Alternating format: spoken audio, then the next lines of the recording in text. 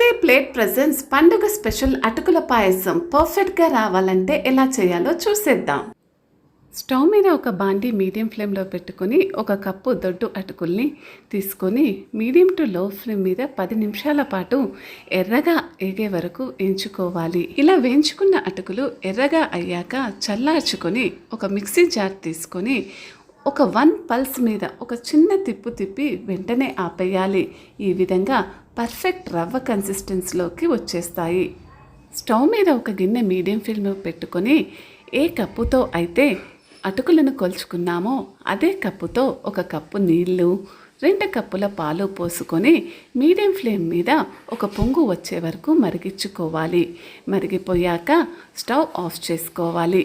ఇవిలా మరుగుతుండగా మనం ఇంకో ప్యాన్ని stove medium flame మీద పెట్టుకొని 2 టేబుల్ స్పూన్ల నెయ్యి వేసి అందులోకి కావాల్సినంత జీడిపప్పు కిస్మిస్లు వేసుకొని దోరగా వేయించుకోవాలి. ఒక 10 నుంచి 15 వరకు అయితే చక్కగా సరిపోతాయి.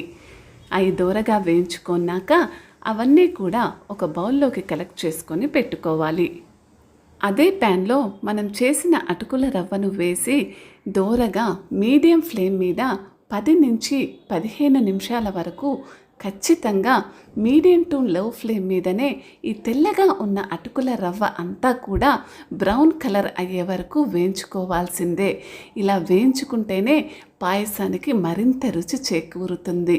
ఇలా ఎర్రగా మారిన ఈ రవ్వలోకి వేడి వేడి పాలను కొద్ది కొద్దిగా చేర్చుకుంటూ ఏమాత్రము ఉండలు లేకుండా కలుపుకుంటూ ఉండాలి.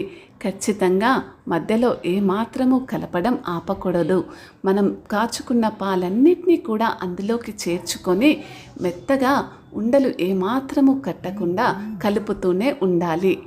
ఇలా ఉన్న పాలన్నీ కూడా చేర్చుకున్నాక ఈ విధంగా పాయసంలాగా తయారవుతుంది. ఇందులోకి ఒక కప్పు అటుకులకి ఒక కప్పు షుగర్ అయితే సరిగ్గా సరిపోతుంది. కొద్దిగా ఒక 5 నుంచి 6 ఇలాచీలు కొద్దిగా ఒక 2 టేబుల్ స్పూన్ల షుగర్ తోటి మిక్సీ చేసుకొని వేసుకున్నట్టయితే బాగా కలుస్తాయి. అలా వేసుకొని ఈ మిశ్రమాన్ని అంతటినీ కూడా ఒకసారి కలుపుకోవాలి. అంతా కూడా బాగా కలుపుకొని స్టవ్ ఆఫ్ చేసుకోవాలి.